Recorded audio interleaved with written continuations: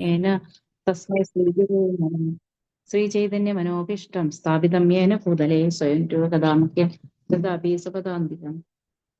वाञ्छाकल्पतरुभ्यश्च कृपासिन्धुभ्य एव च पतितानां पावनेभ्यो वैष्णवेभ्यो नमो नमः। मूकं करोति वाचालं पङ्कुं लङ्घयते गिरिं यत्कृपातमहं वन्दे परमानन्दमाधवं श्रीगुरुं दिनधारणं श्रीचैतन्यमीश्वरम्।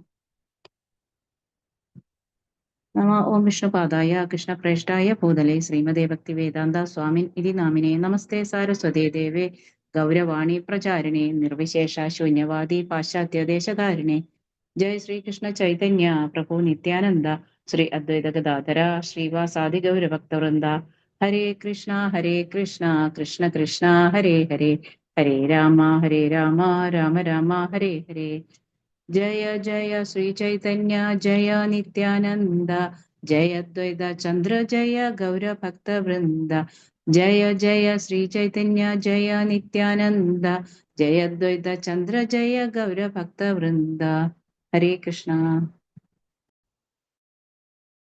ഹരേ കൃഷ്ണ.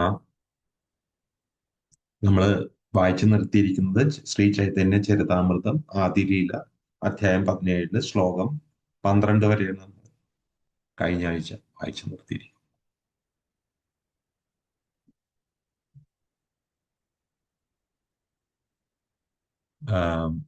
ഹരീഷ്ണ പ്രഭു തുടർന്ന്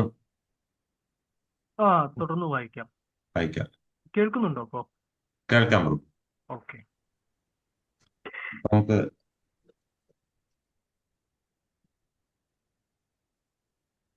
വായിക്കട്ടെ പ്രഭു. ഹരേ കൃഷ്ണ. തുടങ്ങാം പ്രഭു. ഹരേ കൃഷ്ണ. നമോ ഭഗവതേ വാസുദേവ ശ്രീകൃഷ്ണ പരമാത്മ. ശ്രീമദ് ചൈതന്യ ചരിതാമൃതം ആദിലീല അധ്യായം 17 മഹാപ്രഭുവിന്റെ യൗവനലീലകൾ. ശ്ലോകം 13. പ്രഥമേ ഷഡ്ഭുജത്താൻരേ ദേഖായില ഈശ്വര ശംഖചക്രഗദ പത്മ ശാരംഗ വേണുധര. വിവർത്തനം ശ്രീല പ്രഭാതിക്ക് ജയ്. ഒരു ദിവസം ശ്രീ ചൈതന്യ മഹാപ്രഭു ശംഖും ചക്രവും ഗദയും പത്മവും വില്ലും വേണുവും ധരിച്ച് 6 കൈകളുള്ള രൂപം നിത്യാനന്ദ പ്രഭുവിന് മുന്നിൽ പ്രദർശിപ്പിച്ചു. ശ്ലോകം 14. തബേ ചതുർഭുജ ഹൈല തിന അംഗവക്ര ദ്വയാ ഹസ്തേ വേണു ഭാജായ ദ്വയ ശംഖചക്ര. വിവർത്തനം ശ്രീല പ്രഭാതിക്ക് ജയ. അനന്തരം മഹാപ്രഭു തന്റെ ത്രിഭംഗ ചതുർഭുജ രൂപത്തിൽ അദ്ദേഹത്തിന് ദർശനം നൽകി. 2 കൈകളിൽ വേണുവും മറ്റു 2 കൈകളിൽ ശംഖും ചക്രവും മഹാപ്രഭു ധരിച്ചിരുന്നു. ശ്ലോകം 15. തബേതദ്വിഭുജ കേവല വംശീവ വദന ശ്യാമ അംഗ പീതവസ്ത്ര വ്രജനന്ദന വ്രജേന്ദ്രനന്ദന. വിവർത്തനം ശ്രീല പ്രഭാതിക്ക് ജയ. അവസാനമായി അവിടുന്ന് നിത്യാനന്ദ പ്രഭുവിന് തന്റെ ദ്വിഭുജ കൃഷ്ണരൂപത്തിൽ ദർശനം നൽകി. നന്ദസൂദനായ കൃഷ്ണൻ തന്റെ ശ്യാമനിറത്തിലുള്ള ശരീരത്തിൽ പീതാംബര വസ്ത്രം അണിയുകയും പുല്ലാങ്കുഴൽ ഊതുകയും ചെയ്യുന്ന രൂപത്തിലാണ് ഭഗവാൻ ദർശനം നൽകിയത്. ഭാവാർത്ഥം ശ്രീല പ്രഭാതിക്ക്. ശ്രീ ചൈതന്യ മംഗളത്തിൽ ഈ വർണ്ണന വിപുലമായി വർണ്ണിച്ചിട്ടുണ്ട്. ശ്ലോകം 16. തപേ നിത്യാനന്ദ ഗോസായിര വ്യാസപൂജന നിത്യാനന്ദാവേശേ കൈല മുഷല ധാരണ. വിവർത്തനം ശ്രീല പ്രഭാതിക്ക് ജയ്. നിത്യാനന്ദ പ്രഭു അപ്പോൾ ഗൗരസുന്ദരന് വ്യാസപൂജ അഥവാ ഗുരുപൂജ ചെയ്യുവാനുള്ള ഏർപ്പാട് ചെയ്തു. എന്നാൽ ഭഗവാൻ ചൈതന്യൻ നിത്യാനന്ദ പ്രഭുവിന്റെ ഭാവത്തിൽ മുഷലായുധം അതായത് കൽപ്പ പോലുള്ള ആയുധം ധരിച്ചു. ഭാവാർത്ഥം ശ്രീല പ്രഭാതിക്ക് ജയ്. ശ്രീ ചൈതന്യ മഹാപ്രഭുവിന്റെ ആജ്ഞാപ്രകാരം നിത്യാനന്ദ പ്രഭു പൗർണമി രാത്രി ഭഗവാന്റെ വ്യാസപൂജയ്ക്കുള്ള ഒരുക്കങ്ങൾ നടത്തി. വ്യാസപൂജ അഥവാ ഗുരുപൂജ വ്യാസദേവന്റെ പ്രാതിനിധ്യത്തിലൂടെയാണ് അദ്ദേഹം സജ്ജീകരിച്ചത്. വൈദിക തത്വങ്ങൾ പിന്തുടരുന്ന എല്ലാവരുടെയും ആദി ഗുരു വ്യാസദേവൻ ആയതിനാൽ ആധ്യാത്മിക ഗുരുവിന്റെ ആരാധന വ്യാസപൂജ എന്നും വിളിക്കപ്പെടുന്നു. നിത്യാനന്ദ പ്രഭു വ്യാസപൂജയ്ക്ക് ആവശ്യമായ എല്ലാ ക്രമീകരണങ്ങളും ചെയ്തു. സങ്കീർത്തനം നടത്തുകയായിരുന്നു. പക്ഷേ ചൈതന്യ മഹാപ്രഭുവിന്റെ കഴുത്തിൽ ഹാരം അണിയിക്കാൻ ശ്രമിച്ച അദ്ദേഹം ചൈതന്യ ഭഗവാനിൽ നിന്ന് തന്നെ കണ്ടു. ചൈതന്യ മഹാപ്രഭുവിന്റെയും നിത്യാനന്ദ പ്രഭുവിന്റെയും അല്ലെങ്കിൽ കൃഷ്ണന്റെയും ബലരാമന്റെയും ആത്മീയ സ്ഥാനങ്ങൾ തമ്മിൽ യാതൊരു വ്യത്യാസവുമില്ല. അവരെല്ലാവരും പരമ ദിവ്യോത്തമ പുരുഷനായ ഭഗവാന്റെ വ്യത്യസ്ത ആവിഷ്കാരങ്ങൾ തന്നെയാണ്.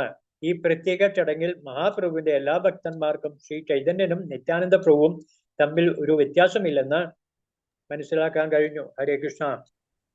ഹരേ കൃഷ്ണ. ഇവിടെ ശ്രീ ചൈതന്യ മഹാപ്രഭുവും നിത്യാനന്ദ പ്രഭുവും തമ്മിൽ വ്യത്യാസമില്ല എന്ന് തെളിയിക്കുകയാണ്.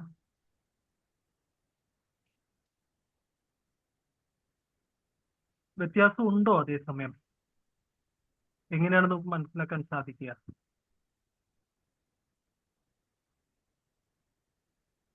ഗുരുവും ഭഗവാനും തമ്മിലുള്ള എന്താണ്, സെയിം ആണോ അല്ലയോ? ഇതൊരു ക്വസ്റ്റ്യൻ ഇനിഷ്യേഷൻ പേപ്പറിൽ സാധാരണ വരാറുണ്ട്. Is the Guru God? What is the, എന്താണ്, സെയിം ആണോ ഡിഫറെന്റ് ആണോ എന്നുള്ളത്. അപ്പോ ഇനിഷ്യേഷൻ പേപ്പർ കണ്ടവരാരെങ്കിലും ഉണ്ടെങ്കിൽ, അത് എഴുതിയവരാരെങ്കിലും ഉണ്ടെങ്കിൽ ഇപ്പൊ ഉത്തരം പറയാം. കുറെ കാലമായില്ലേ? ഗുരുവും ഹരേഷ്ണ പ്രഭു, ഗുരുവും ഭഗവാനും ഈക്വൽ അല്ല. ഭഗവാൻ ഇസ് യൂണിക് ആണ്. ഭഗവാൻ, പക്ഷെ ഭഗവാനെ പോലെ നമ്മൾ ആരാധിക്കും, അല്ലെങ്കിൽ നമ്മൾ ബഹുമാനിക്കും. എന്ത് ശ്ലോകമാണ് നമ്മൾ സാധാരണ ഇതിനെ കുറിച്ച് ചൊല്ലാറ്? തദ്വിധിയ തദ്വിധി പ്രതിപാദന സേവയ ഉപദേശന്തി നാന്യ തത്വദർശിന. ഓക്കെ, അത് ഓക്കെയാണ്.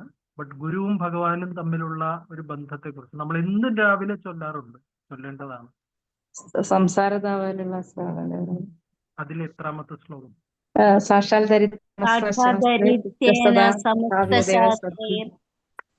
പ്രഭയോർ പ്രിയതസ്യ വന്ദേ ഗുരു ശ്രീചരണാരവിന്ദ്.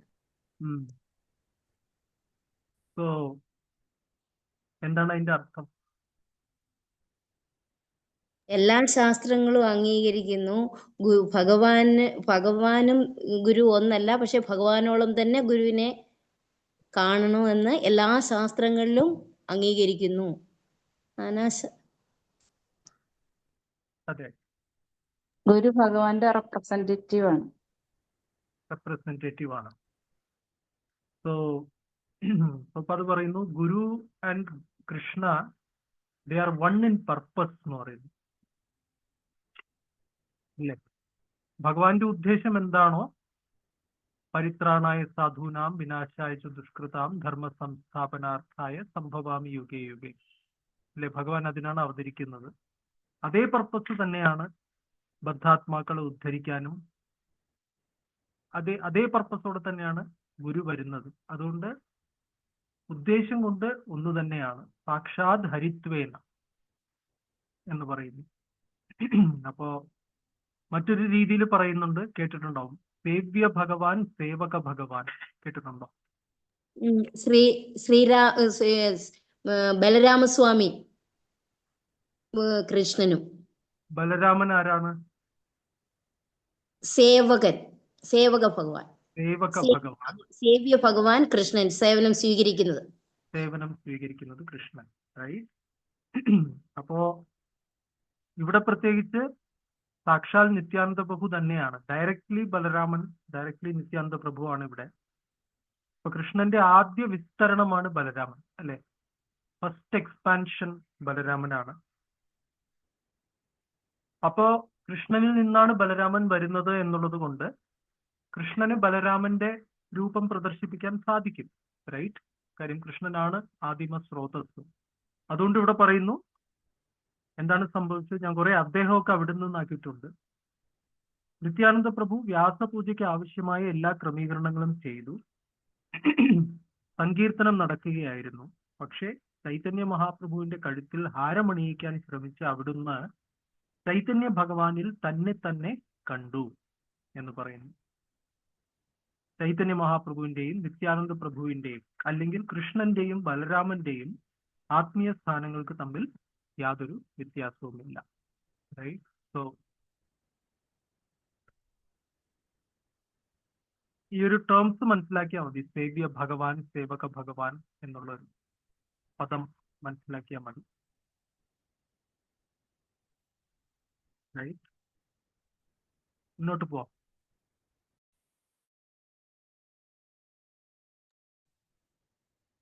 ഹരേ കൃഷ്ണ. ശ്ലോകം 17 വായിക്കാം. ഭാവാർത്ഥം ഉണ്ട്.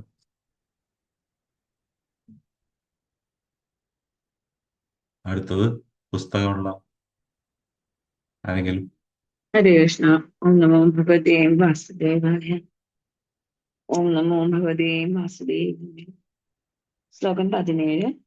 തബേ സജി ദേഖില രാമകൃഷ്ണ ദോയോ ഭായ്, തബേ നിസ്താരില പ്രഭു ജഗായ് മാധായ്. വിവർത്തനം, ഭാവാർത്ഥം. ശ്രീല പ്രഭുപാദി ജയ്. അനന്തരം ശജി മാതാവ് സഹോദരങ്ങളായ കൃഷ്ണനെയും ബലരാമനെയും അവരുടെ ചൈതന്യ നിത്യാനന്ദ രൂപങ്ങളിൽ കണ്ടു. പിന്നീട് മഹാപ്രഭു ജഗായ് മാധായ് സഹോദരങ്ങളെ മോചിപ്പിച്ചു. ഭാവാർത്ഥം. ഒരു രാത്രിയിൽ സജി മാതാവ് തന്റെ വീട്ടിലെ കൃഷ്ണ ബലരാമ വിഗ്രഹങ്ങൾ ചൈതന്യ നിത്യാനന്ദ രൂപങ്ങൾ എടുത്തതായും വിഗ്രഹത്തിന് സമർപ്പിച്ച നൈവേദ്യം ഭക്ഷിക്കാൻ അവർ 2 കുട്ടികളെ പോലെ കലഹിക്കുന്നതായും സ്വപ്നം കണ്ടു.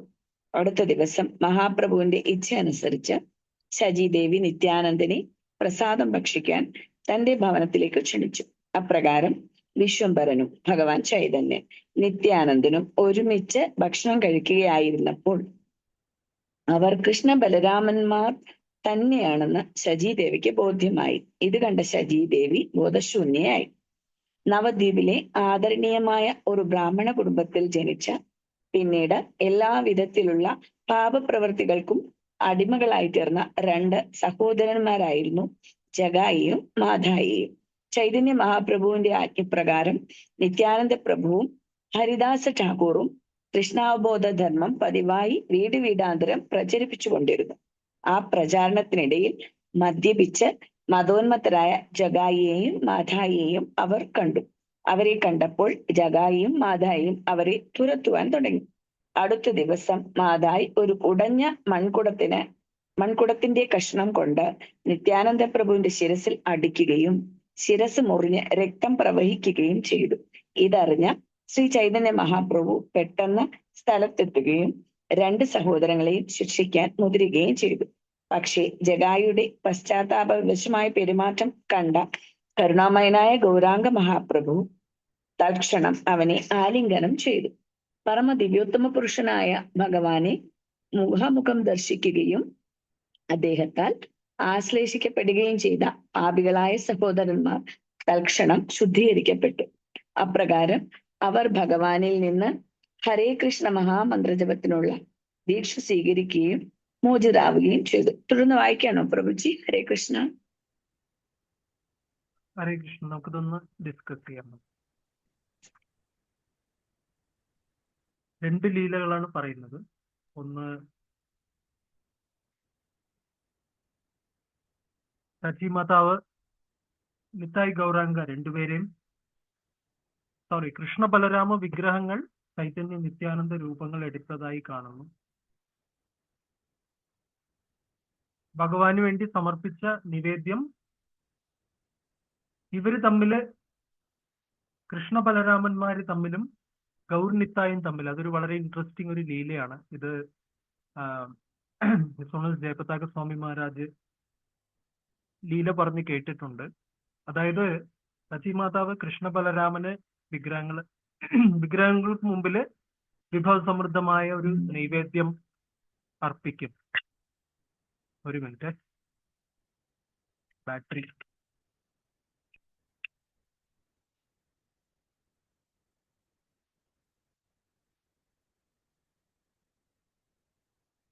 ഇപ്പൊ വിഭവ സമൃദ്ധമായ നിവേദ്യം കൃഷ്ണ ബലരാമ വിഗ്രഹങ്ങൾക്ക് മുമ്പ് സമർപ്പിക്കും. സമർപ്പിച്ച നൈവേദ്യം വെച്ചതിന് ശേഷം കുറച്ച് മാറി നിന്ന് ഈ കർട്ടനൊക്കെ അടച്ചിട്ട് പുറത്തുനിന്ന് മണിയൊക്കെ അടിക്കുമല്ലോ, അങ്ങനെ കുറച്ച് ദൂരെ വന്ന് നിന്ന് മണിയടിക്കുകയാണ്. ആ സമയത്ത് അകത്ത് നോക്കിയപ്പോ ഭയങ്കര ബഹളം. അപ്പൊ അതെന്താന്ന് നോക്കിയ സമയത്ത് അവിടെ നിമായിയും നിത്തായും രണ്ടുപേരും അവിടെ അകത്ത് നിന്ന് കൃഷ്ണ ബലരാമന്മാരുമായിട്ട് വഴക്കൂടുകയാണ്. ഒരു സൈഡിൽ ഗൗർ നിത്തായി, നിമായ നിത്തായി, വേറൊരു സൈഡിൽ കൃഷ്ണ ബലരാം. അവർ തമ്മിൽ പൊരിഞ്ഞ വഴക്ക്. സോ എന്നിട്ട് രണ്ടുപേരും പ്രസാദത്തിന്റെ പ്ലേറ്റ് അങ്ങോട്ടും ഇങ്ങോട്ടും പിടിച്ചു വലിക്കുകയാണ്. കൃഷ്ണനും ബലരാമനും അങ്ങോട്ട് പിടിച്ചു വലിക്കുന്നു, ഗൗര നിത്തായി ഇങ്ങോട്ട് പിടിച്ചു വലിക്കുന്നു.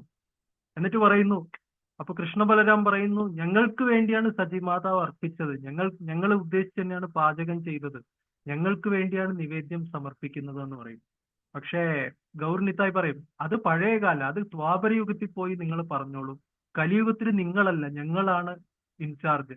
അതുകൊണ്ട് ഈ കലിയുഗത്തിൽ സമർപ്പിച്ചൊക്കെ ഞങ്ങൾക്കാണ് വരേണ്ടത് എന്ന് പറഞ്ഞിട്ട് ഗൗർ നിത്തായി രണ്ടുപേരും തമ്മിൽ, ഗൗർ നിത്തായ് ആൻഡ് കൃഷ്ണ ബലരാം തമ്മിൽ വലിയൊരു വാക്തർക്കം. അതിന്റെ ശബ്ദം സച്ചിമാതാവിന് കേൾക്കാൻ സാധിച്ചു.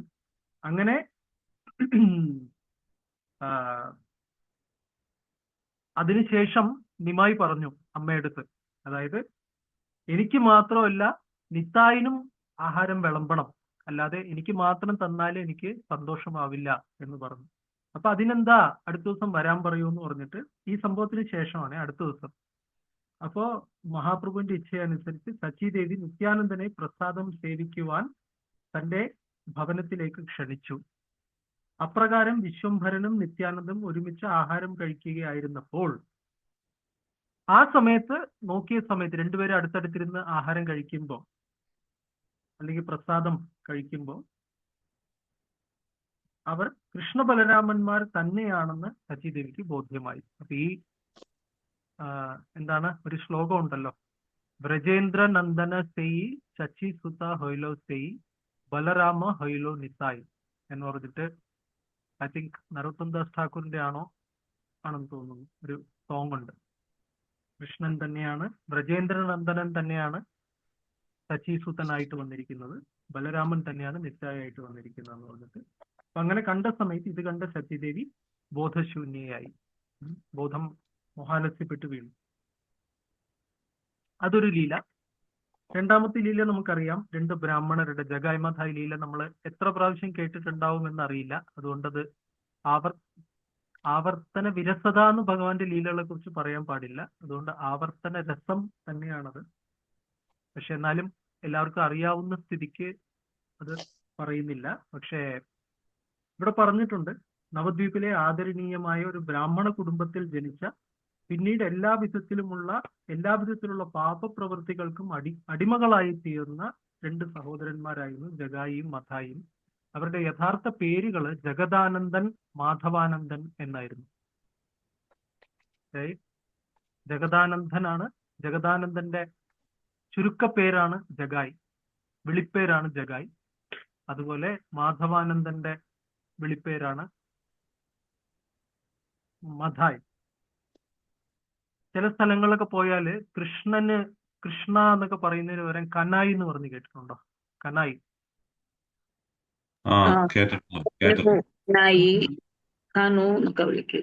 അതെ, കാനു, കനായി. അപ്പൊ കനായി എന്ന് പറയുന്ന പോലെ ഈ അവിടുത്തെ നോർത്ത് ഇന്ത്യയിൽ ഇങ്ങനെ ഒരു വിളിപ്പേരാണ്. കൃഷ്ണ കണ്ണയ്യ എന്ന് പറഞ്ഞൊരു പാട്ടുണ്ട്. കണ്ണയ്യ എന്ന് പറയും, കനായി എന്ന് പറയും. അതുപോലെ ബലരാമന് ബലായി എന്ന് പേരുണ്ട്. ഇവിടെ ഓഫ് കോഴ്സ് ചൈതന്യ മഹാപ്രഭുവിന് നിമായി പേരുണ്ട്, നിത്യാനന്ദ പ്രഭുവിന് നിത്തായി എന്ന് പേരുണ്ട്. അപ്പൊ ഈ ആയി എന്ന് എൻഡ് ചെയ്യുന്ന വിളിപ്പേരുകൾക്കൊക്കെ ഒരു പ്രിയം ഉള്ളതായിട്ട് കാണുന്നു. അതുപോലെ ഇവിടെ പ്രിയമുള്ളത് കൊണ്ടല്ലെങ്കിലും ഭയം കൊണ്ടായിരിക്കും ജഗദാനന്ദനെ ജഗായി എന്നും മാധവാനന്ദനെ മധായി എന്നും പറയുന്നു. വളരെ ഉയർന്ന കുലത്തിലുള്ള ബ്രാഹ്മണരായിരുന്നു. അവരെന്ത് ചെയ്യുന്നു വെച്ചാൽ വേദശാസ്ത്രങ്ങളെല്ലാം വളരെ നിഷ്ഠയോടെ പഠിച്ചിട്ട് ഏത് പാപം ചെയ്താലാണോ ഏത് നരകത്തിലേക്ക് പോവുക എന്നുള്ളതൊക്കെ പ്രത്യേകം പഠിച്ചിട്ട് ആ ഗ്രന്ഥങ്ങളിൽ നിന്ന് പുതിയ പുതിയ പാപങ്ങളെ കുറിച്ച് ഐഡിയ കിട്ടിയ ശേഷം ആ പാപങ്ങളൊക്കെ പോയി ചെയ്യും എന്നാണ് പറയുന്നത്. ഒരു വേദങ്ങൾ ഉപയോഗിക്കുന്ന ഓപ്പോസിറ്റ് പർപ്പസിനാണ്. നമ്മളൊക്കെ ഈ ഗരുഡ പുരാണമൊക്കെ പഠിച്ചു കഴിഞ്ഞാൽ എന്ത് പാപം ചെയ്താൽ എവിടെ പോകുമെന്ന് കേട്ടിട്ട് നമ്മൾ ഭയപ്പാട് കൊണ്ട് അത് ചെയ്യാതിരിക്കാനാണ് ശ്രമിക്കുന്നത്. ഇവര് ഈ ശാസ്ത്രങ്ങൾ പഠിക്കുന്നത് ഇന്നിന്ന രീതിയിലുള്ള പാപം ഉണ്ടല്ലേ, അപ്പോ ജഗായി മഥായി എടുത്ത് പറയും, എടാ നമ്മൾ ഇത് ചെയ്തില്ലല്ലോ, ഈ പാപവും കൂടെ നമുക്ക് ചെയ്യണം എന്ന് പറഞ്ഞിട്ട് അവർ രണ്ടുപേരും കൂടി പോയിട്ട് ആ പാപം ചെയ്യും. അങ്ങനെ ജഗായി മഥായിയുടെ ലീല നമുക്കറിയാം. അത്രയും വലിയ പാവികളായിരുന്നു. അതിനുശേഷം ഇവിടെ പറയുന്നത് പോലെ ചൈതന്യ മഹാപ്രഭുവിന്റെ ആജ്ഞപ്രകാരം നിത്യാനന്ദ പ്രഭുവും ഹരിദാസ് ഠാക്കൂറും കൃഷ്ണാവബോധ ധർമ്മം പതിവായി വീടാന്തരം പ്രചരിപ്പിച്ചുകൊണ്ടിരുന്നു. ആ സമയത്ത് അവര് ഹരിദാസ് ഠാക്കൂർ, നിത്യാനന്ദ പ്രഭു രണ്ടുപേരും കൂടിയാണ്. അപ്പോ ചൈതന്യ മഹാപ്രഭുവിന്റെ ആജ്ഞയുണ്ട്, സുനോ സുനോ നിത്യാനന്ദ സുനോ ഹരിദാസ് എന്ന് പറഞ്ഞിട്ട് എന്താണ്, പ്രതി ഘരെ ഘരെ ജിയാ കൊരോ യയി ശിക്ഷ ബോലോ കൃഷ്ണ ഭജോ കൃഷ്ണ കരോ കൃഷ്ണ ശിക്ഷ എന്നൊക്കെ പറഞ്ഞിട്ട് ഇതില് ചൈതന്യ ഭാഗവതത്തില് ഫേമസ് ആയിട്ടുള്ള ശ്ലോകങ്ങളുണ്ട്. അങ്ങനെയുള്ളപ്പോഴാണ് ആദ്യത്തെ ദിവസം ഇവരെ കാണുന്നത്, ജഗായി മഥായിനെ കാണുന്നത്. അതിനുശേഷം കാണുന്ന സമയത്ത് ഹരിദാസ് ഠാക്കൂർ പറഞ്ഞു, ഇവരെ വിട്ടേക്കാം, ഇവര് ആൾക്കാര് അത്ര ശരിയല്ല, പന്തികേടുണ്ട് എന്ന് പറയും. അപ്പൊ നിത്യാനന്ദ പ്രഭു പറയും, പന്തികേടുണ്ടെങ്കിൽ അവരെ ആദ്യം പോയി മീറ്റ് ചെയ്യണം എന്ന് പറഞ്ഞിട്ട് ഹരിദാസ് ഠാക്കൂറിനെ പിടിച്ചു വലിച്ചു കൊണ്ടുപോയി. ഹരിദാസ് ഠാക്കൂർ പ്രായം ചെന്ന വ്യക്തിത്വമാണ്, നിത്യാനന്ദ പ്രഭു യുവാവാണ്. അപ്പൊ പിടിച്ചു വലിച്ച വരാണ്ട് വയ്യ. അപ്പൊ അങ്ങനെ പിടിച്ചു വലിച്ചു കൊണ്ടുപോയിട്ട് അവരോട് പറഞ്ഞു, നിങ്ങൾ ഹരിനാമം ജപിക്കൂ എന്ന് പറഞ്ഞു. ഹരിനാമം എന്ന് കേട്ട ഉടനെ അവര് ഇവരെ തുരത്താൻ തുടങ്ങി, ഓടിച്ചിട്ട് തുരത്താൻ തുടങ്ങി, ജഗായും മഥായും കൂടി. അപ്പോൾ നിത്യാനന്ദ പ്രഭു വളരെ വേഗത്തിൽ ഓടിപ്പോയി. ഹരിദാസ് ഠാക്കൂറിനാണെങ്കിൽ ഓടാൻ പറ്റുന്നില്ല. അപ്പൊ അങ്ങനെ ഭയപ്പെട്ട് ലാസ്റ്റ് ഹരിദാസ് ഠാക്കൂർ ഏതോ ഒരു ഓരത്ത് പോയി ഒളിക്കും, എന്നിട്ട് കഷ്ടിച്ച് രക്ഷപ്പെടും ഇവരിൽ നിന്ന്. അന്ന് വൈകിട്ട് റിപ്പോർട്ട് ചൈതന്യ മഹാപ്രഭുവിന് കൊടുക്കാൻ വേണ്ടി പോയ സമയത്ത് ഇങ്ങനെ രണ്ടുപേരെ കണ്ടു എന്ന് പറയും. അവരെ ഹരിനാമം ജപിപ്പിക്കാൻ നിത്യാനന്ദ പ്രഭു പ്രേരിപ്പിച്ചു എന്ന് പറഞ്ഞപ്പോൾ വളരെ സന്തോഷപ്പെട്ടു ചൈതന്യ മഹാപ്രഭു. ഹരിദാസ് ഠാക്കൂർ പറഞ്ഞു, ഇനി ഈ അവധൂതന്റെ കൂടെ, അതായത് ഒരു അവധൂതൻ എന്ന് പറഞ്ഞാൽ എങ്ങനെ പറയുക, ഒരു പ്രത്യേക നിയമങ്ങളൊന്നും അവർക്ക് ഇല്ല, നിഷ്ഠകളിലൂടെ അല്ല, പക്ഷെ ഭഗവാന്റെ സേവകരായിരിക്കും. ഹരേ കൃഷ്ണൻ. അവധൂതൻ എന്ന് പറയുമ്പോഴേക്കും വാസ്തവത്തിൽ ആ വാക്കിനർത്ഥം അവധൂത എന്ന് പറഞ്ഞാല് പ്യൂരിഫൈഡ് എന്നാണ് അർത്ഥം. ധൂത, വിധൂത, അവധൂത എന്നൊക്കെ പറഞ്ഞു കഴിഞ്ഞാല് ഹിന്ദിയിൽ ധോന എന്ന് പറയുമല്ലോ. ധോന എന്ന് പറഞ്ഞാൽ വാഷിംഗ്, റൈറ്റ്? തുണിയൊക്കെ അലക്കുന്നതിന് ധോന, ധോബി, റൈറ്റ്? അപ്പൊ ആ വാക്ക് അവധൂത എന്ന് പറഞ്ഞാൽ പൂർണ്ണമായിട്ടും ശുദ്ധീകരിക്കപ്പെട്ടവൻ എന്നാണ്. ഹൃദയം 100% ശുദ്ധീകരിക്കപ്പെട്ട വ്യക്തിയാണ് യഥാർത്ഥത്തില് അവധൂതൻ. അവർക്ക് വർണ്ണാശ്രമങ്ങളുടെ നിയമങ്ങളോ അല്ലെങ്കിൽ ഈ ഭൗതിക ലോകത്തുള്ള ഒരു നിയമങ്ങളും ആ വ്യക്തികൾക്ക് ബാധകമല്ല. കാര്യം അവർക്ക് ഭൗതിക കൽമഷങ്ങള് ഒന്നും തന്നെ ബാക്കിയില്ല, റൈറ്റ്? അപ്പൊ അങ്ങനെയുള്ള വ്യക്തികളാണ് അവധൂതൻ. അപ്പൊ ഈ അവധൂതന്റെ കൂടെ എന്നെ ഇനി പറഞ്ഞു വിടരുത്, വിട്ടുകഴിഞ്ഞാൽ ഇനി എന്ത് സംഭവിക്കുന്നു ഒരു ഐഡിയ ഇല്ല. അതുകൊണ്ട് എനിക്ക് ഇന്ന് കഷ്ടിച്ചാണ് ഞാൻ രക്ഷപ്പെട്ടത്, അതുകൊണ്ട് ഞാൻ ഇനി ഇദ്ദേഹത്തിന്റെ കൂടെ പോകുന്നില്ല എന്ന് ഹരിദാസ് ഠാക്കൂർ പ്രഖ്യാപിക്കും. പക്ഷേ ചൈതന്യ മഹാപ്രഭു പറയും, ഇല്ല, നിത്തായി പറയുന്നത് അനുസരിച്ച് ചെയ്യുക എന്ന് പറയും. അപ്പൊ ഉടനെ നിത്യാനന്ദ പ്രഭു പറയും, ഇന്ന് അവരെ കിട്ടിയില്ല, നാളെ എന്തായാലും ഇവരെ ഹരിനാമം ജപിപ്പിച്ചിട്ട് തന്നെ കാര്യം എന്ന് നിത്യാനന്ദ പ്രഭു തീരുമാനം എടുക്കും. ഹരിദാസ് ഠാക്കൂറിനാണെങ്കിൽ ഒരേ ഭയം, പക്ഷെ എന്നിരുന്നാലും കൂടെ പോവും ഹരിദാസ് ഠാക്കൂർ. പിന്നെ അവര് ആ തെരുവ് വീഥികളിൽ വീണ്ടും വന്ന സമയത്ത് ദേ അവിടെ നിൽക്കുന്നു ജഗായും മഥായും വീണ്ടും. അപ്പൊ ആ സമയത്ത് നിത്യാനന്ദ പ്രഭു അവരോട് സംസാരിക്കാൻ പുറപ്പെട്ടതേ ഉള്ളൂ, എത്തിയത് പോലും ഇല്ല. അതിനു മുൻപ് തന്നെ മഥായിക്ക് തലേ ദിവസത്തെ ഇവരാണല്ലേ വീണ്ടും വരുന്നതെന്ന് പറഞ്ഞിട്ട് ഉടനെ ഈ പറയുന്ന പോലെ ഉടഞ്ഞ മൺകുടത്തിന്റെ കഷ്ണം കൊണ്ട് നിത്യാനന്ദ പ്രഭുവിന്റെ ശിരസിൽ പ്രഹരിക്കടിക്കും. നിത്യാനന്ദ പ്രഭുവിന്റെ നെറ്റിയിൽ നിന്ന് ചോര, രക്തം ഒഴുകുകയാണ്. ആ സമയത്ത് നിത്യാനന്ദ പ്രഭു പറയുന്നു, അത് കുഴപ്പമില്ല, നിങ്ങളിത് എനിക്ക് ചെയ്തു എന്നുള്ളത് കുഴപ്പമില്ല, എന്നിരുന്നാലും ദയവായി ഹരിനാമം ജപിക്കുക, ഇത് ഞാൻ സഹിച്ചുകൊള്ളാം, ദയവായി നാമം ജപിക്കുക എന്ന് പറയും. അത് കേട്ട സമയത്ത് ജഗായിയുടെ മനസ്സിൽ ഒരു പരിവർത്തനം സംഭവിച്ചു. ഇത്രയും തനിക്ക് തന്നെ വേദന സ്വീകരിച്ചുകൊണ്ട് മറ്റുള്ളവരെ ഹരിനാമം ജപിപ്പിക്കുന്ന ഒരു വ്യക്തി, ആ വ്യക്തിക്ക് തീർച്ചയായിട്ടും ഹരിനാമത്തിൽ അത്രത്തോളം ഒരു ഒരു ടേസ്റ്റ്, ഒരു രുചിയും ഒക്കെ ഉണ്ടായിരിക്കണം, അല്ലെങ്കിൽ ഇങ്ങനെ പറയാൻ വഴിയില്ലല്ലോ, അല്ലെ? അപ്പൊ അത് മനസ്സിലാക്കിയിട്ട് ജഗായിയുടെ മനസ്സിൽ എന്താ പറയാ പരിവർത്തനം, അവബോധത്തിൽ പരിവർത്തനം സംഭവിച്ചു. എന്നിട്ട് ജഗായി വന്നിട്ട് ക്ഷമ ചോദിച്ചു നിത്യാനന്ദ പ്രഭുവിനോട്. ആ സമയത്ത് മഥായി വീണ്ടും ദേഷ്യത്തിലായിരുന്നു. മഥായി എന്ത് പറഞ്ഞു, ഞാൻ ഒന്നുകൂടെ അടിക്കാൻ പോവാന്ന് പറഞ്ഞപ്പോഴേക്കും ജഗായാണ് മഥായിനെ പിടിച്ചു നിർത്തിയത്. മഥായിയുടെ കൈകൾ പിടിച്ചു നിർത്തി ചെയ്യരുത് എന്ന് പറഞ്ഞ് നിർബന്ധിച്ച് മഥായിയെ നിത്യാനന്ദ പ്രഭു രണ്ടാമത് പ്രഹരിക്കപ്പെടാതെ രക്ഷിച്ചത് ജഗായിയാണ്. പിന്നിവിടെ പറയുന്നത് പോലെ ആ വാർത്ത അറിഞ്ഞ സമയത്ത് ചൈതന്യ മഹാപ്രഭു വേറെ എവിടെയോ ആയിരുന്നു. പക്ഷെ ക്ഷണനേരം കൊണ്ട് ചൈതന്യ മഹാപ്രഭു ആ സംഭവ സ്ഥലത്തെത്തി. എന്നിട്ട് സുദർശന ചക്രം എടുക്കുന്നു. ഇതൊക്കെ ചൈതന്യ ഭാഗവതത്തിൽ വളരെ ഡീറ്റെയിൽ ആയിട്ടുണ്ട്. ഒരുപാട് കാര്യങ്ങൾ ഇതിനകത്തുണ്ട്.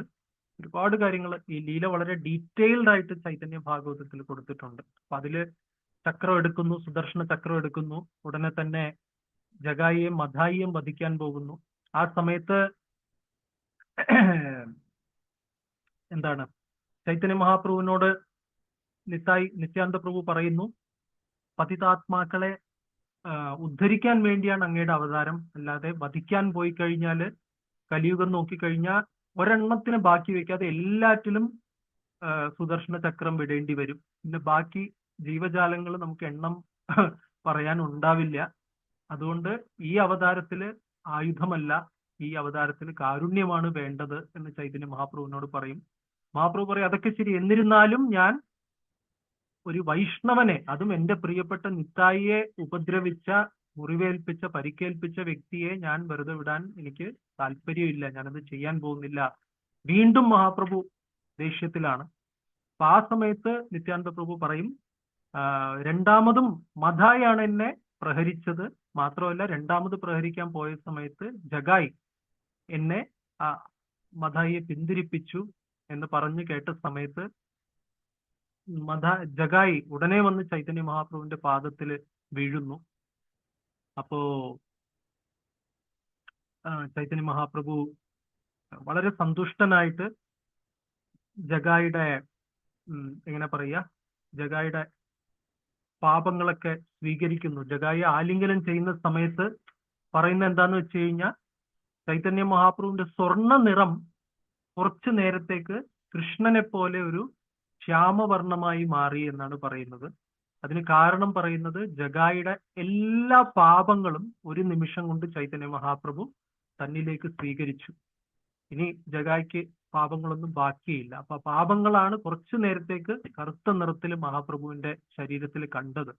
പക്ഷെ ആ രൂപത്തിലും മഹാപ്രഭു കൃഷ്ണനെ പോലെ മഹാപ്രഭുവിന്റെ രൂപം വളരെ സൗന്ദര്യമുള്ളതായിട്ട് കാണപ്പെട്ടു.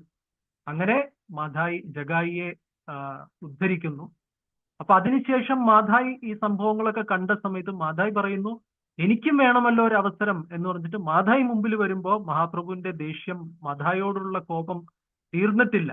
നിന്നെ ഞാൻ വധിച്ചിരിക്കും എന്ന് പറഞ്ഞിട്ട് മഹാപ്രഭു തന്റെ ഉഗ്രരൂപം, റൈറ്റ്, നരസിംഹത്തെ പോലുള്ള ഒരു ഉഗ്രരൂപത്തിൽ മാധായെ വധിക്കാൻ വേണ്ടി വരുന്നു.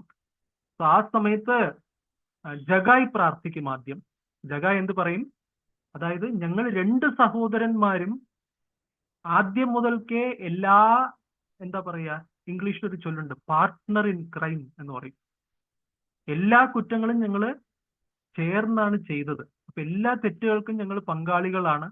അതുകൊണ്ട് ഒരാളെ ഉദ്ധരിക്കലും മറ്റൊരാളെ വധിക്കുകയും അത് ചെയ്യുന്നതില് ദയവായിട്ട് അങ്ങനെ ചെയ്യരുതേ മഹാപ്രഭു എന്ന് പറഞ്ഞിട്ട് ഓൾറെഡി ശരണാഗതനായ ജഗായി മഹാപ്രഭുവിനോട് അഭ്യർത്ഥിക്കുന്നു. മഹാപ്രഭു പറഞ്ഞു, അതൊന്നുമില്ല, ഞാൻ വധിച്ചിരിക്കും. കാര്യം എന്റെ ഭക്തനെ മുറിവേൽപ്പിച്ച വ്യക്തിയെ എനിക്ക് ക്ഷമിക്കാൻ, ആ വ്യക്തിയോട് ക്ഷമിക്കാൻ സാധിക്കില്ല എന്ന് പറയുന്ന സമയത്ത് നിത്യാനന്ദ പ്രഭു നോക്കും, ഇത് കൈവിട്ടു പോകുന്ന കേസാണ്, മഥായുടെ കാര്യം തീരും എന്ന് പറയുന്ന സമയത്ത് എന്ത് സംഭവിക്കും, നിത്യാനന്ദ പ്രഭു പോയിട്ട് മഥായെ ആലിംഗനം ചെയ്യും. ഇതാണ് പറയുന്നത്. മഥായി പോയി കെട്ടിപ്പിടിക്കും നിത്യാനന്ദ പ്രഭു. എന്നിട്ട് പറയും, ഇപ്പോ മഥായിയെ ഞാൻ ക്ഷമിച്ചിരിക്കുന്നു, മഥായിയോട് ക്ഷമിച്ചിരിക്കുന്നു, മഥായിയുടെ പാപങ്ങളും തീർന്നു കഴിഞ്ഞു, ദയവായിട്ട് സ്വീകരിക്കണമെന്ന് നിത്യാനന്ദ പ്രഭു പറയുന്ന സമയത്ത് മഹാപ്രഭുവിന് വേറെ നിർവാഹമില്ല. നിത്യാനന്ദ പ്രഭുവിന്റെ കാരുണ്യം ഒന്നുകൊണ്ട് മാത്രം മഥായി രക്ഷപ്പെട്ടു. മഥായിയും ചൈതന്യ മഹാപ്രഭുവിന്റെ കാരുണ്യം സ്വീകരിച്ച് ഭക്തനായി.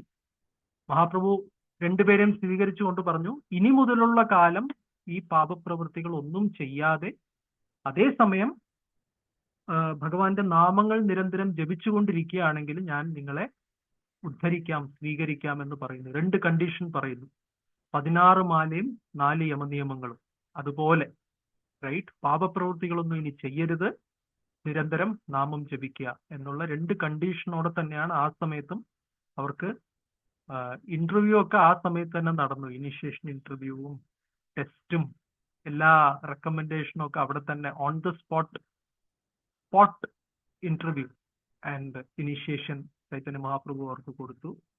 അപ്പോ അതിനുശേഷം ഇപ്പോഴും നമ്മൾ ഇസ്കോണിൽ നിന്ന് യോഗപീഠിലേക്ക് പോകുന്ന വഴി ഗംഗയുടെ കരയില് മാധായി ഘാട്ട് എന്ന് പറയുന്ന ഒരു സ്ഥലമുണ്ട്.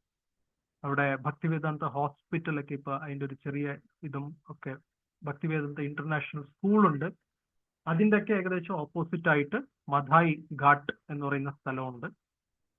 അവിടെ ഇരുന്ന് മധായി അതിനുശേഷം അത്രയും കാലം ഹരിനാമം എല്ലാ സമയം അവിടെ ഹരിനാമം ജപിക്കുകയും മാത്രമല്ല ഘാട്ട് കുളിക്കാനുള്ള പടവുകളൊക്കെ എന്താണ് പറയാ, നദിയിലേക്കുള്ള പടവുകളൊക്കെ പണിത് വളരെ വൃത്തിയായി അതിന് സൂക്ഷിച്ച് അവിടെ വരുന്ന ഭക്തന്മാർക്ക് ഗംഗാസ്നാനം ചെയ്യാനും തർപ്പണം ചെയ്യാനും അവിടെ ഇരുന്ന് ഹരിനാമം ജപിക്കാനും ഒക്കെ സൗകര്യങ്ങൾ ചെയ്തു കൊടുത്ത് ആ ഘാട്ടിന്റെ സേവകനായിട്ട് മധായി തന്റെ ജഗായി മധായി അവരുടെ ബാക്കി ജീവിതം അവിടെ ചെലവഴിച്ചു.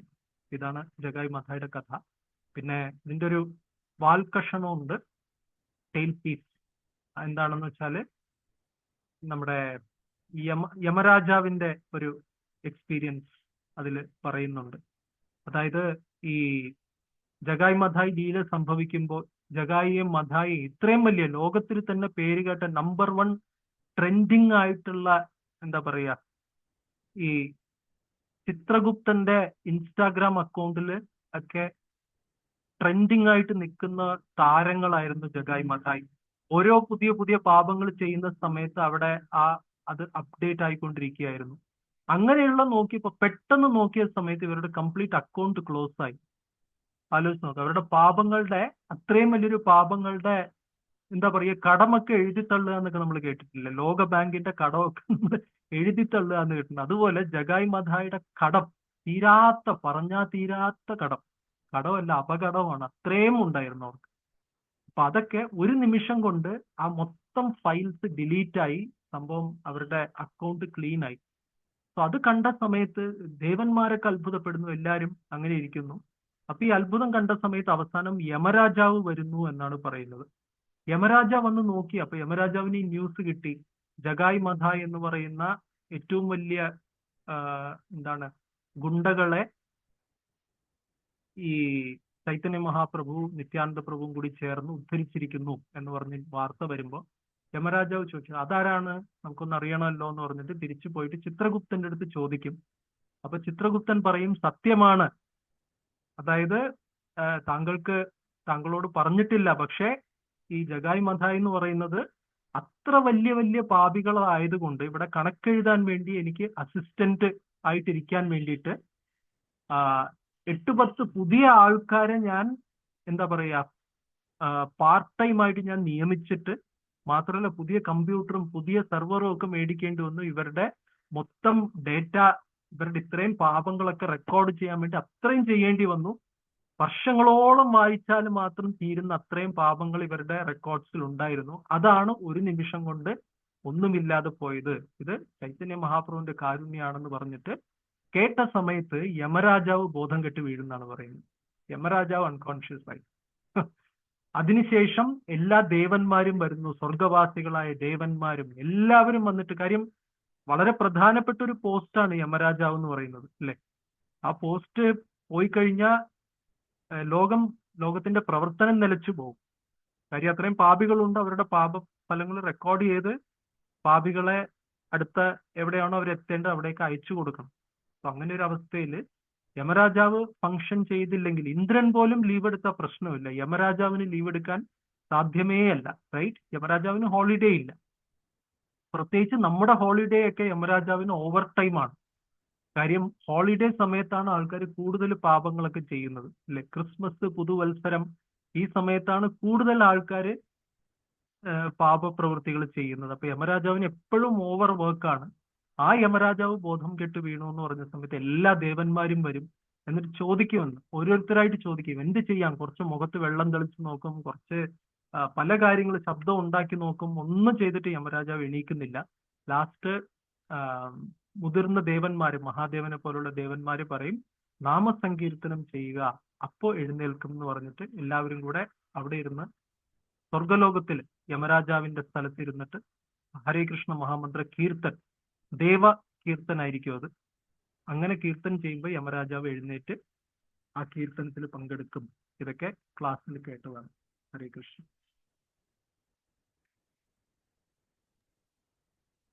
ഹരേ കൃഷ്ണ പ്രഭു.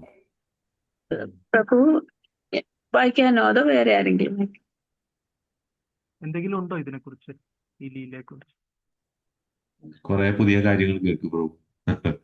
എന്താ ഇതിന്റെ കഥയിലെ കുറച്ച് മെയിൻ കാര്യങ്ങളെ അതായിട്ട് കേട്ടിട്ടുള്ളൂ. ഇത് കുറച്ചും കൂടി ഡീറ്റെയിലും കൂടി അതിനകത്തുണ്ട്. ഇനിയും ഡീറ്റെയിൽ ഉണ്ട്. നമ്മൾ ചൈതന്യ ഭാഗവതം ശരിക്കും വായിക്കേണ്ട ഒരു ഗ്രന്ഥമാണ്.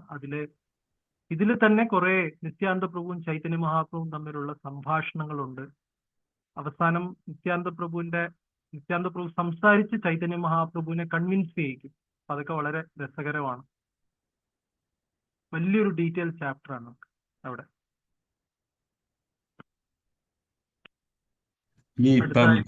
ഇപ്പൊ പറഞ്ഞത് അതില് ചൈതന്യ ഭാഗവത്തിലാണോ അതോ പ്രഭാഷണത്തിലാണോ പ്രഭു ലാസ്റ്റ് പറഞ്ഞത്? ഈ പറഞ്ഞതിൽ മിക്കവാറും ഞാൻ കേട്ടിരിക്കുന്നത് ജയപതാക സ്വാമി മഹാരാജിന്റെ ക്ലാസ്സിൽ നിന്നാണ്. അതൊരു പ്രത്യേക ക്ലാസ് ആണ്. ചിലതൊക്കെ വെച്ചാൽ നമ്മൾ ഈ പറയുന്ന പോലെ ഒന്നും അല്ല. അതിൽ കുറെ സൗണ്ട് എഫക്ട്സും ഒരു ഭയങ്കര ഒരു ക്ലാസ് ആണ്. ഒരു എക്സ്റ്റാറ്റിക് ക്ലാസ് ആണ്. ഹരേ കൃഷ്ണ. അടുത്ത ശ്ലോകം ആരെങ്കിലും?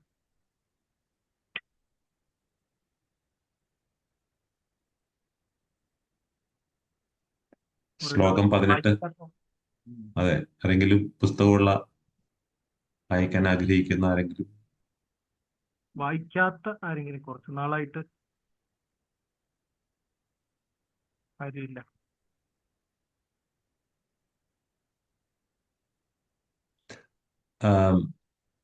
അതുപോലെ തന്നെ വാട്സപ്പ് ഗ്രൂപ്പില് ഇതിൽ ആരൊക്കെങ്കിലും പേര് ആഡ് ചെയ്യാത്തവരുണ്ടെങ്കിൽ എനിക്ക് നമ്പർ ഒന്ന് ആഡ് ചെയ്യാം. കാരണം ആരെങ്കിലും ഉണ്ടെങ്കിൽ അതിലാണ് നമ്മൾ ലിങ്ക് ഒക്കെ ഇടുന്നത്, വീഡിയോ റെക്കോർഡിംഗ് ഒക്കെ ഇടുന്നത്. അപ്പോൾ ഇതിൽ കേൾക്കുന്ന ആരെങ്കിലും വാട്സപ്പ് ഗ്രൂപ്പിൽ ഇല്ല എന്നുണ്ടെങ്കിൽ എനിക്ക് നമ്പർ അയച്ചാൽ മതി. എന്റെ നമ്പർ ഞാൻ ഇവിടെ ഇടാം, ചാറ്റിൽ ഇടാം. സർവജയ മാതാജി വായിക്കുന്നോ? ഹരേ കൃഷ്ണ. പ്രഭു വായിക്കട്ടെ? യെസ് പ്രഭു. ശ്ലോകം 18. ഹരിദാസ് ഠാക്കൂറിന്റെ വിയോഗം. ഗോവിന്ദ കഹേ ഉഠ ആസി കരഹ ഭോജന, ഹരിദാസ കഹേ ആജി കരിമൂലംഘന. ഹരേ കൃഷ്ണയാണോ പ്രഭുജി? 18. ഏതാ? 18. 18 അല്ലേ? 11-ൽ 18 അല്ലേ? 17. പുറകോട്ട് പോയോ? അല്ലേ ഇനി? എന്തോ 18 അല്ലേ ഇനി? 17-ാം അധ്യായത്തിലെ 18-ാമത്തെ ശ്ലോകം. പേജ് മാറിക്കില്ല. 17-ൽ 18. മാതാജി വായിക്കാന്ന് പറഞ്ഞു. സർവജയ വായിച്ചോളൂ. ഹരേ കൃഷ്ണ. ശ്ലോകം 18. ഓം നമോ ഭഗവതേ വാസുദേവായ. തബേ സപ്ത പ്രഹരാച്ചില പ്രഭു ഭാവാവേശേ യഥാ തഥാ ഭക്തഗണ ദഖില വിശേഷേ. വിവർത്തനം. ശ്രീല പ്രഭുപാദ് ജയ്. ഈ സംഭവത്തിന് ശേഷം 21 മണിക്കൂർ തുടർച്ചയായി മഹാപ്രഭു ഭാവാവേശത്തിൽ നിലകൊള്ളുകയും എല്ലാ ഭക്തന്മാരും ഭഗവാന്റെ വിശേഷാൽ ലീലകൾ ദർശിക്കുകയും ചെയ്തു. ഭാവാർത്ഥം. ഭഗവാന്റെ ശ്രീകോവിലിൽ അവിടുത്തെ സിംഹാസനത്തിനു പിന്നിലായി നിർബന്ധമായും ഒരു കിടക്ക ഉണ്ടായിരിക്കണം. ഈ സമ്പ്രദായം നമ്മുടെ എല്ലാ കേന്ദ്രങ്ങളിലും ഉടനെ നടപ്പാക്കണം. കിടക്ക വലുതോ ചെറുതോ എന്നത് പ്രശ്നമല്ല. ശ്രീകോവിലിൽ സൗകര്യപ്രദമായി ഇടാൻ പറ്റുന്നതായിരിക്കണം. ഒരു ദിവസം ചൈതന്യ മഹാപ്രഭു ശ്രീവാസ ഠാക്കൂറിന്റെ ഭവനത്തിൽ വിഷ്ണു ഭഗവാന്റെ കിടക്കയിൽ ആസനസ്ഥനായി. ഭക്തന്മാരെല്ലാം അവിടുന്നിനെ പുരുഷ സൂക്തത്തിലെ സഹസ്രശീർഷ പുരുഷ സഹസ്രാക്ഷ സഹസ്രപാദ് എന്നാരംഭിക്കുന്ന മന്ത്രങ്ങളാൽ ആരാധിച്ചുകൊണ്ടിരുന്നു. ഈ വേദസ്തുതി കഴിയുമെങ്കിൽ വിഗ്രഹങ്ങളുടെ പ്രതിഷ്ഠാ ചടങ്ങുകൾക്കും ഉപയോഗിക്കണം.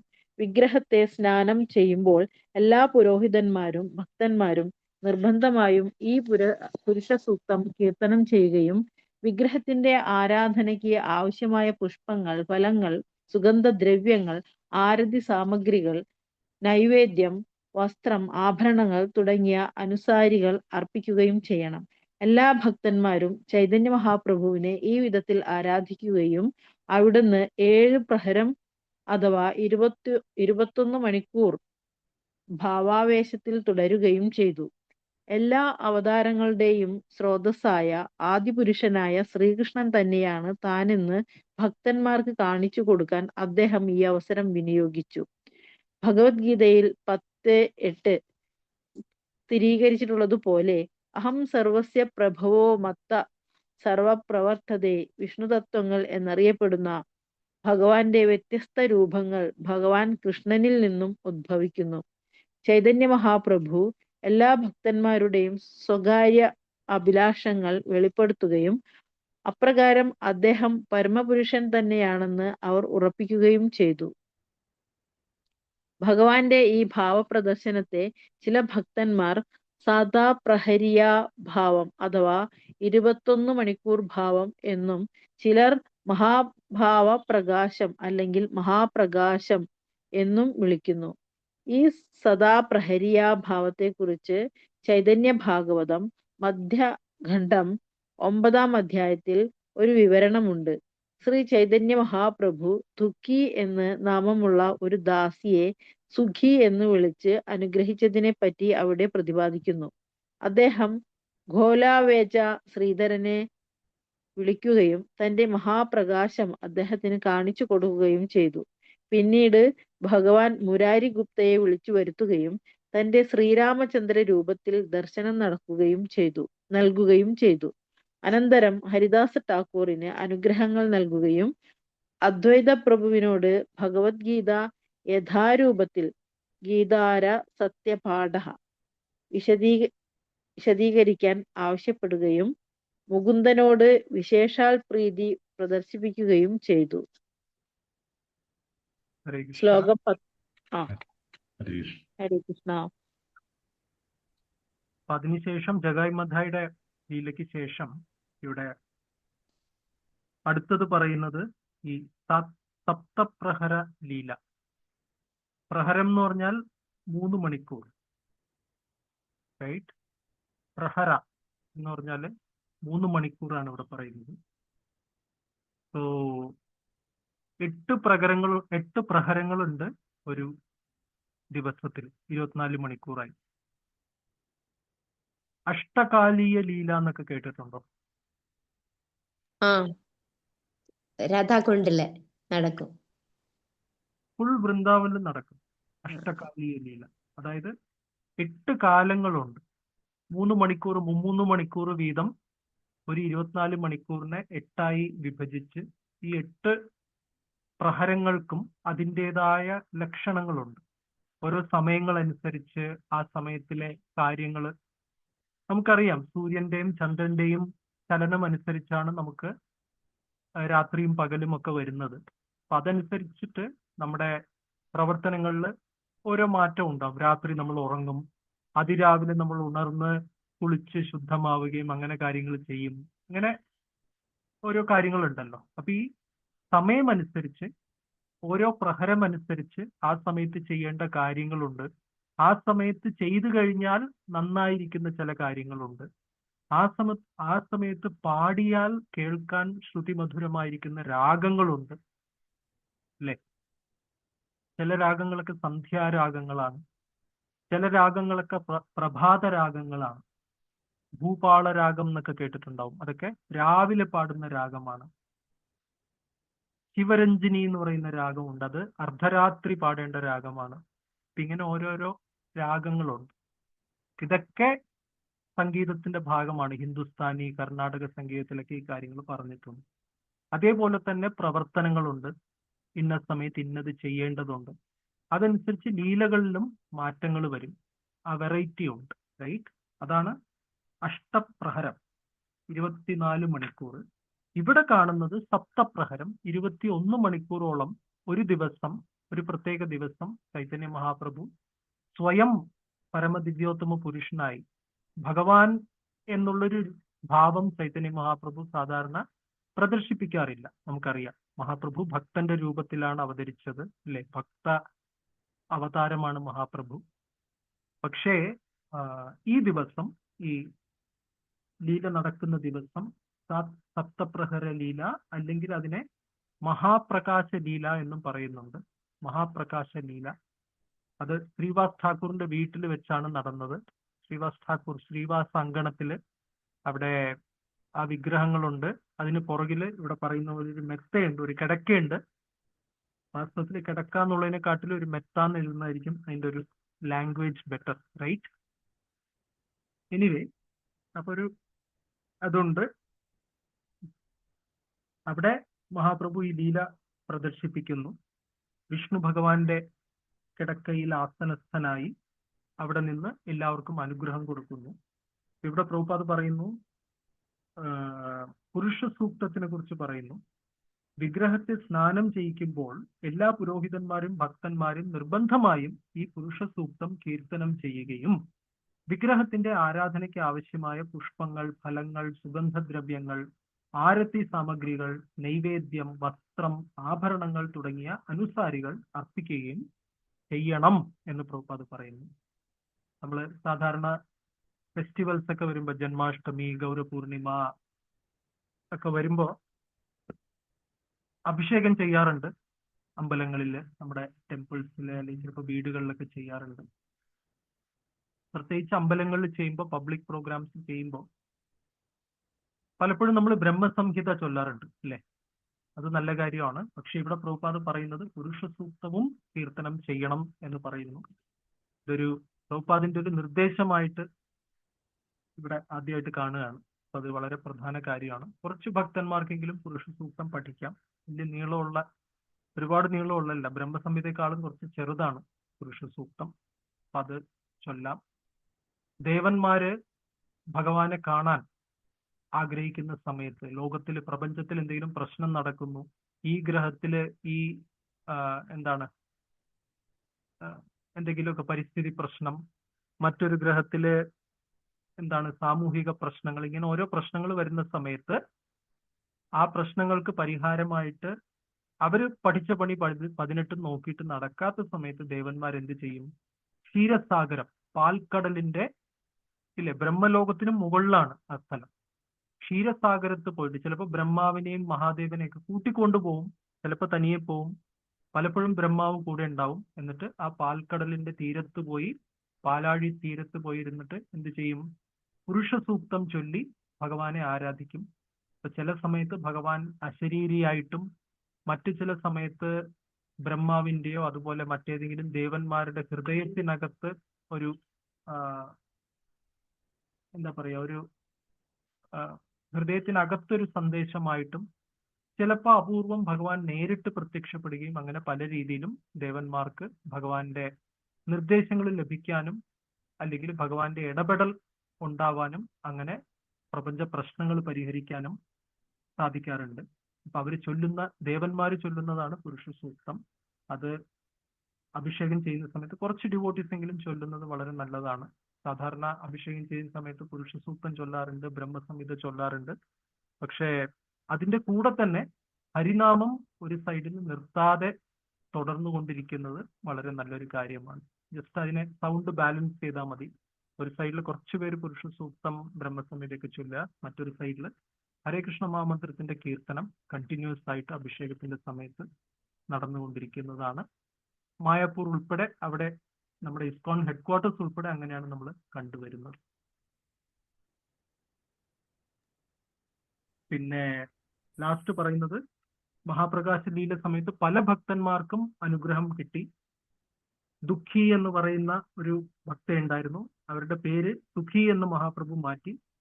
പിന്നെ കോല വെച്ച ശ്രീധരുടെ കാര്യം നമുക്കറിയാം അല്ലെ. കോല വാഴപ്പഴം, ബേച്ച എന്ന് വെച്ചാല് വിൽക്കുന്നവൻ.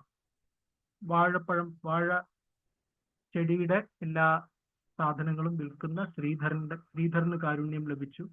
മുരാരി ഗുപ്തന് കാരുണ്യം ലഭിച്ചു. ഇത് ശ്രീരാമചന്ദ്രൻ തന്നെയാണ്, റൈറ്റ്. മുരാരി ഗുപ്തൻ ഹനുമാന്റെ അവതാരമാണ്. അപ്പോ മുരാരി ഗുപ്തന് എപ്പോഴും ശ്രീരാമനോട് ആയിരുന്നു ഹൃദയത്തില് എന്താ പറയാ ആസക്തി. അപ്പൊ അങ്ങനെയുള്ള ശ്രീരാമചന്ദ്ര ഭഗവാൻ തന്നെയാണ് ഞാൻ എന്ന് ചൈതന്യ മഹാപ്രഭു കാണിച്ചു കൊടുക്കുന്നു.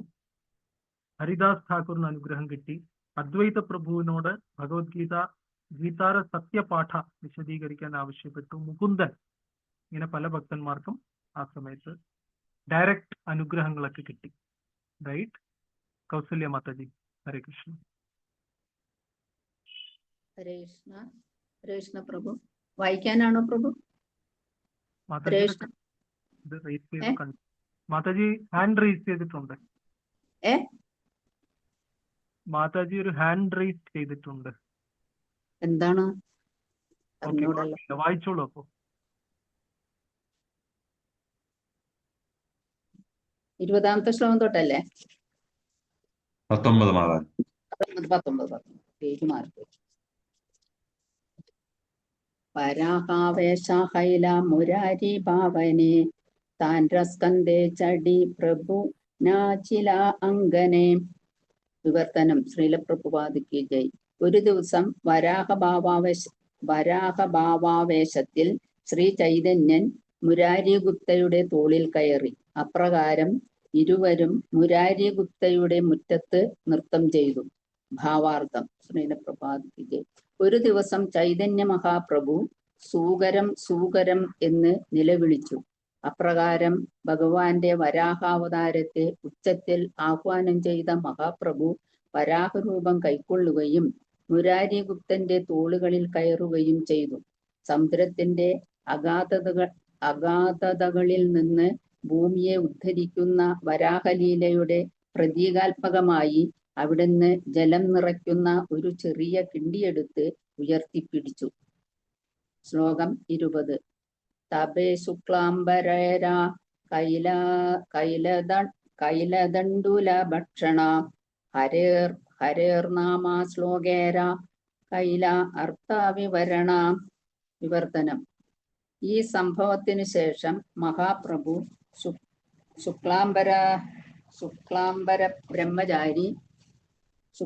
ബ്രഹ്മചാരി നൽകിയ അരി ഭക്ഷിക്കുകയും ബൃഹത് നാരദീയ പുരാണത്തിൽ പ്രതിപാദിച്ചിട്ടുള്ള ഹരേർനാമ ശ്ലോകത്തിന്റെ അർത്ഥം വിപുലമായി വ്യാഖ്യാനിക്കുകയും ചെയ്തു. ഭാവാർത്ഥം. ശ്രീല പ്രഭുപാദിക്ക് ജയ്. ശുക്ലാംബരധര ബ്രഹ്മചാരി നവദ്വീപിൽ ഗംഗാതീരത്തായിരുന്നു വസിച്ചിരുന്നത്. ശ്രീ ചൈതന്യ മഹാപ്രഭു ഹർഷോന്മാദത്തിൽ നൃത്തം ചെയ്യുകയായിരുന്നപ്പോൾ അദ്ദേഹം അരി അടങ്ങുന്ന ഒരു ഭിക്ഷാസഞ്ചിയുമായി ഭഗവാനെ സമീപിച്ചു. തന്റെ ഭക്തനിൽ സംപ്രീതനായ അദ്ദേഹം സഞ്ചി തട്ടിപ്പറിച്ചെടുത്ത് അരി ഭക്ഷിക്കാൻ തുടങ്ങി. ആരും അവിടുന്ന് വിലക്കിയില്ല. അപ്രകാരം അവിടുന്ന് അതിലുണ്ടായിരുന്ന അരി മുഴുവനും ഭക്ഷിച്ചു. ശ്ലോകം 21. ഹരേർനാമ ഹരേർനാമ ഹരേർനാമൈവ കേവലം കലൗ നാസ്തി ഏവ നാസ്തി ഏവ ഗതിർ അന്യതാം. വിവർത്തനം. ഈ കലിയുഗത്തിൽ ആത്മസാക്ഷാത്കാരത്തിന് ഭഗവാൻ ഹരിയുടെ ദിവ്യനാമ ജപമല്ലാതെ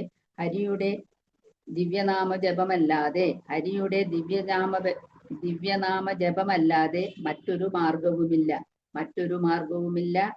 മാർഗവുമില്ല. ശ്ലോകം 22. കലികാലേ നാമരൂപേ കൃഷ്ണ അവതാര നാമഹൈദേഹായ സർവജഗൽ നിസ്താര. വിവർത്തനം. ശ്രീല പ്രഭുപാദിക്ക് ജയ്. ഈ കലിയുഗത്തിൽ കൃഷ്ണൻ നാമരൂപത്തിൽ അവതരിച്ചിരിക്കുന്നു. ദിവ്യനാമ ജപത്തിലൂടെ ഒരുവൻ ഭഗവാനുമായി നേരിട്ട് സമ്പർക്കം പുലർത്തുന്നു. ഈ നാമം ജപിക്കുന്ന ഏതൊരുവനും നിശ്ചയമായും മോചിപ്പിക്കപ്പെടും. ശ്ലോകം 23. ദാർഢ്യാലാഗി ഹരേർനാമ ഉക്തി ദിനാവാര ജഡാലോക ബുഡായിദേ പുന ഏവകാരാം. വിവർത്തനം. സാധാരണ ജനങ്ങൾക്ക് മനസ്സിലാക്കാനായി ഈ ശ്ലോകത്തിൽ ഊന്നിപ്പറയുന്നതിന് ഏവ അല്ലെങ്കിൽ തീർച്ചയായും എന്ന പദവും ഹരേർനാമ ഹരിയുടെ നാമം എന്ന പദവും 3 തവണ വീതം ആവർത്തിച്ചിരിക്കുന്നു. ഭാവാർത്ഥം. ഒരു സാധാരണ വ്യക്തിയോട് എന്തെങ്കിലും ഊന്നിപ്പറയണമെങ്കിൽ 3 തവണ ആവർത്തിക്കണം. നീ നിർബന്ധമായും ഇത് ചെയ്യണം, നീ നിർബന്ധമായും ഇത് ചെയ്യണം, നീ നിർബന്ധമായും ഇത് ചെയ്യണം എന്ന് ആവർത്തിക്കും പോലെ അപ്രകാരം ജനങ്ങൾ ഗൗരവത്തിലെടുക്കുന്നതിനു വേണ്ടിയും അവർക്ക് സ്വയം മായയുടെ കുരുക്കുകളിൽ നിന്ന് മുക്തരാകുന്നതിനു വേണ്ടിയും ബൃഹത് നാരദീയ പുരാണം ദിവ്യനാമ കീർത്തനത്തെ 3 വട്ടം ആവർത്തിച്ച് ഊന്നിപ്പറയുന്നു. ഹരേർ കൃഷ്ണ മഹാമന്ത്രം നിർദ്ദിഷ്ട തത്വങ്ങൾക്കനുസരിച്ച് കൃത്യമായി ഉച്ചരിക്കുന്നതിലൂടെ ലോകത്തിലെമ്പാടുമുള്ള ദശലക്ഷക്കണക്കിന് ജനങ്ങൾ യഥാർത്ഥത്തിൽ ആധ്യാത്മിക തലത്തിലേക്ക് വരുന്നുണ്ടെന്നത് കൃഷ്ണാവബോധ പ്രസ്ഥാനത്തിലെ ജനങ്ങളുടെ പ്രായോഗികമായ അനുഭവമാണ്. അതുകൊണ്ട് ഈ ഹരേ കൃഷ്ണ മഹാമന്ത്രം അപരാധരഹിതമായി ദിവസവും 16 മാലയെങ്കിലും ജപിക്കണമെന്ന് ഞങ്ങൾ ഞങ്ങളുടെ ശിഷ്യന്മാരോട് അഭ്യർത്ഥിക്കുന്നു. അങ്ങനെ അവരുടെ വിജയം സംശയരഹിതമായി ഉറപ്പാക്കുന്നു. ശ്ലോകം 24. ഹരേ കൃഷ്ണ ഹരേ കൃഷ്ണ. നിർത്താം, സമയമായില്ലേ? ഒന്ന് സ്ക്രീൻ ഷെയർ ചെയ്യാണ്. ഇപ്പോ നമ്മള് എവിടെയായിരുന്നു? 19 വായിച്ചില്ലേ? ശ്ലോകം നമ്പർ 19. ഒരു ദിവസം വരാഹഭാവാവേശത്തിൽ.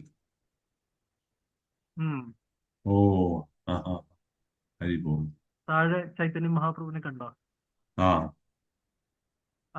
ഇത് മുരാരി ഗുപ്തയാണ് വലത്ത് വെച്ചത്. ഒരു വളരെ ബ്യൂട്ടിഫുൾ വരാഹത്തിന്റെ രൂപത്തില് അവിടെ ഉണ്ടായിരുന്നൊരു ജലം നിറയ്ക്കുന്ന ഒരു ചെറിയ കിണ്ടി അതെടുത്ത് പിടിച്ചു. ഹരേ ഹരേ കൃഷ്ണ. ഗ്രൂപ്പിൽ ഷെയർ ചെയ്യാം. ഓക്കെ, ഹരി ഓം.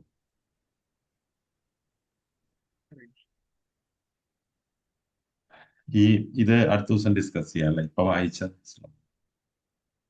ഇതിപ്പോ എന്താണ് 3 പ്രാവശ്യം പറയുന്നതല്ലേ? പറയുന്നത് സത്യം സത്യം. പിന്നെ